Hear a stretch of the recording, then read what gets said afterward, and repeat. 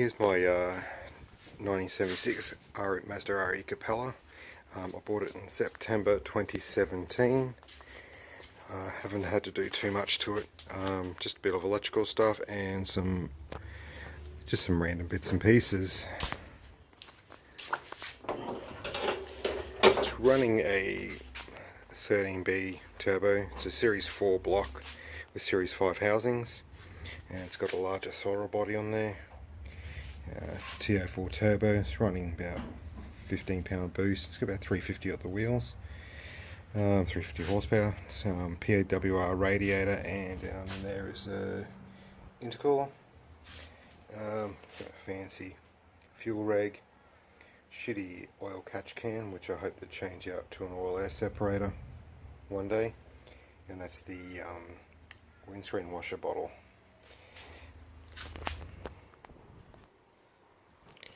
I've had to do some wiring neatening up, tidying up here. Here was just bare wires going up into here. There's a bit ratty around here. I put a new bit of conduit wrap around there. Also added this radiant barrier sort of stuff here just to keep the heat off from the turbo off the wiring for a little bit.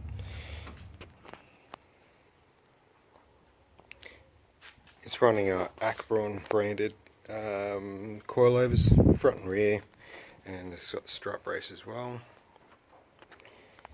and they're just your standard fair coilover type deal. See if we can see anything up here.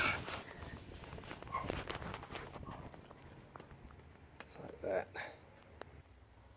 It's running a Series 4.5 turbo box. It's Series 5 center and Series 4 front and rear extension housings. In the rear, it's got a Hilux stiff 411 center and True Track center. Front brakes Series 4.5 RX7 brakes with suitable rotors or discs. And on the rear is Skyline calipers with, I believe they're 4 discs on the back. I grabbed El Cheapo Sideview Mirrors just off eBay. Originally it had a driver's side mirror. So I replaced it with that one, and added this one on the passenger side. It's easy enough to do. Just made a paper template from the driver's side, mirrored it, transferred over this side, a couple of holes, couple of riv nuts, bit of paint to protect it, chucked it on, done, easy. In the next week or so I'll be getting the seats recovered. Reason being is the driver's seats not in the best of health. The guy I bought it off was a big fella, and it's torn the vinyl, and the seat's actually crushed. When you sit in it, there's a bar that goes along the back, and you can feel it in your bum, so it's not that comfortable.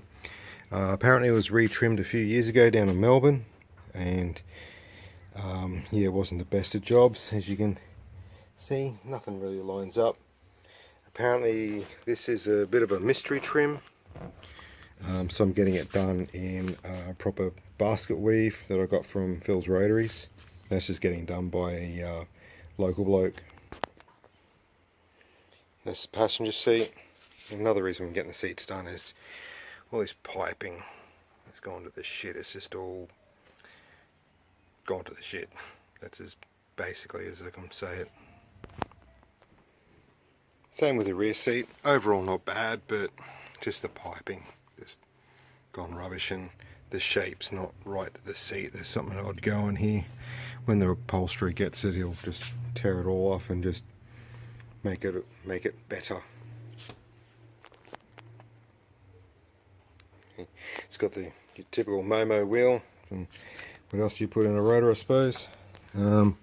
Speed up gauges. It's water temp, oil pressure, tacho, speedo, fuel gauge, and e-boost too.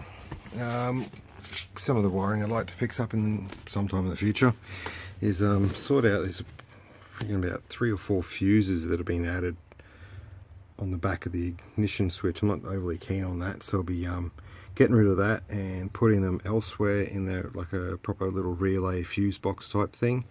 And that's my fluff here. fabric softener that I use to keep the car somewhat pleasant smelling if I can. One of the first things I did when I took this for a drive at night, it didn't have any center console lights. It's pretty weird, but there was a glow coming from behind the dash. So yeah, fixed that up. All the bulbs had fallen out and just hadn't been put into place. I'll start from the top. The clock never worked, so I drafted this Japanese flag up in AutoCAD, printed it out, and just chucked it into place. And I had to reposition the bulb, so the bulb flashes around here somewhere and shines through. Looks alright, not too bad. The stereo wasn't really wired up the best. It was the remote wire, the auto turn wire for the amp was connected to either accessories or ignition. I can't remember which one it was. The remote on was wired into something, but it didn't do anything, so I fixed all that up.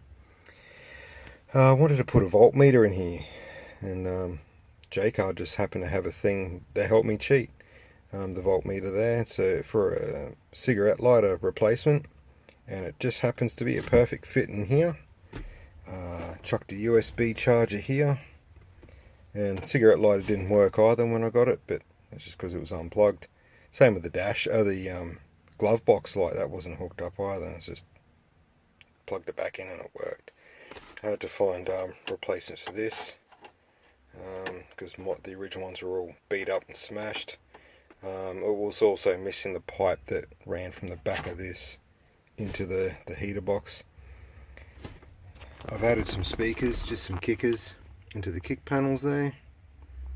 They're not too bad, like this thing's not going to win any sound offs at all, but it makes noise and that's good enough for me, I suppose.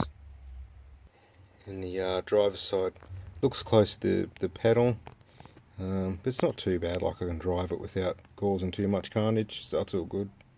And another thing I had to wire up was and that one up there, was none of the door switches were connected up for whatever reason, and there was no door switches at all on the rear doors. I had no idea why. I don't want to ask. This originally was covered in vinyl. I peeled the vinyl off. It was red underneath there, like being painted red.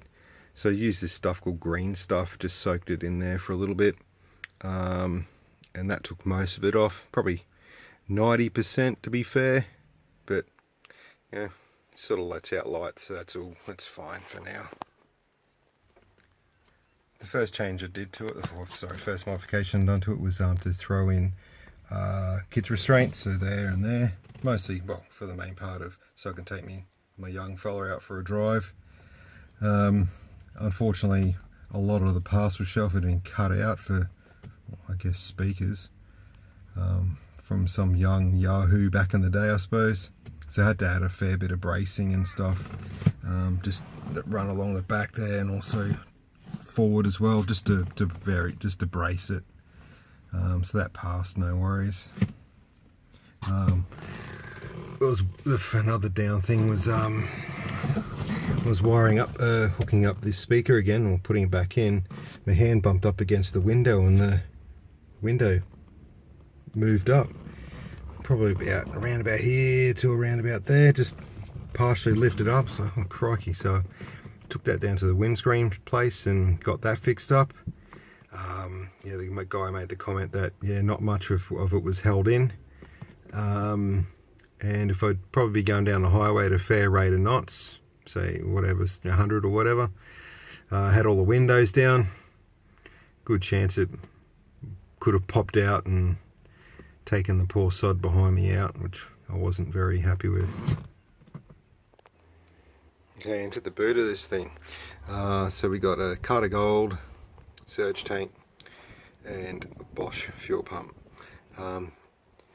Originally these had been wired up. It was a piddly bit of maybe 1.5 mil at best, running from the glove box where the ECU is, and there's a relay in there, all the way back to here to run the Bosch. And the Carter was run off the original wiring from the actual Capella itself. So I thought, yeah, it's not cool. So I rerouted that small wire. I made my added my own relay boxes here.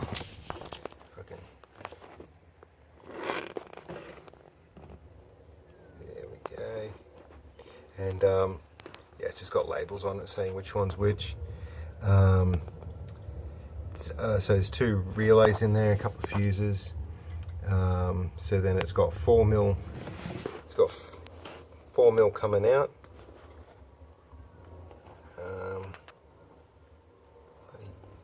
And then, yeah, so 4mm over to the fuel pumps. As you can see there, just put a label on them as well, just on the, to say which one. But all this is getting swapped out. I've got a replacement tank at my mate's workshop. It's a Mr. Enforcer tank, and it's got a fuel pump built in, a Walbro 450L or something like that. So I replace all that crap with just the one fuel pump. It's all out of the boot because this thing stinks of fuel, especially on a hot day. You open this boot and it's like someone's thrown a rag soaked in petrol in your face. It's not overly good. Also, there's a weird thing when you push down on this boot floor, give it a minute, give it a second or two, and whoa, all you smell is fuel. So there's something going on between the floor of the boot and the tank. Also, out of this relay box I had just parts laying around. So there's a pipe here that was just haphazardly tucked in under here for venting. So I had a little 40mm fan that I had laying around, jiffy box, modified that so the fan extracts out and out this hose and out through the boot floor. Probably don't know if it does a hell of a lot, but oh well, it's there and gave me something to do one day. Just got an old Kenwood 4-channel amp that I got off an old mate of mine. There was a 2-channel in here, but I swapped out for that one. Yeah, they're just JVC 6x9s in the back. Yeah, it's fine. It's not great, but it's fine. Just upgraded to the earth over there. I'd like to rewire the car one day, like rip out what's necessary, fix what needs fixing, and take it from there. So just do a bit of a quick walk around. It's got the old Simmons on it.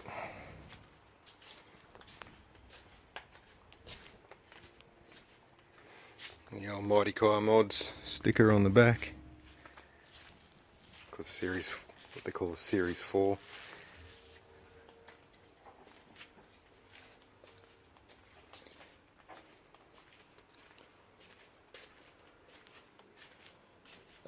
Forgot about this one. Upgraded the outer headlights, so that low high beam to halogens. Just a not hard at all, just a Nava set. Got them from Autobarn, I think. Not hard to hook up. Use the existing wiring. Just change the they don't go through the combo switch anymore. They go through relays. So it was easy enough to do. Just bypass everything at the fuse box. So instead of combination switch, now goes to from there to relays, which trigger that turn the relays on. Then the main feed comes from the boot through the relays, through the fuse box, and out front here. Still a standard high beam sealed high beams, but you know, it all works fine. Some issues with the bodywork. This doesn't line up here with the body. I sort of picked that up when I looked at it, but being a genuine RE Capella, not a converted piston, I thought, we're going to sort that later. I'm not sure if this will pick it up, but there are a few bubbles here. I guess rust is going to be forming there, or it already has. So it's like this whole panel has shifted forward, so I may have had a shot in the rear end at some stage. You can tell that by this good door gap here. It's not the best. Again, I saw that when I looked at it, and I was like, yeah, this sort of thing can be fixed at some stage. Now, I don't know how the hell I missed this, but this whole bottom of the door was bog. And I had to end up cutting this hole and that hole there through the bog because it had nothing. This door was totally sealed. So that was a bit of a bummer, but anyway, that's what you get for a very old car. We've also got some cracking through the paint here. Been told various things. It could be rust and bog under there, more than likely, or the paint's been applied too thick and it's just simply cracked. There's dents and scratches, and there's other bits and pieces of rust. There's some rust in the lower back window that, see, when you wash it or whatever, the boot gets a bit of water in there. There's some rust on this side of it up here. It's not too bad. It's an old car. It's all good. Despite all its niggles and stuff, I love driving this thing and getting waves from people and whatnot. It's pretty cool. Cheers.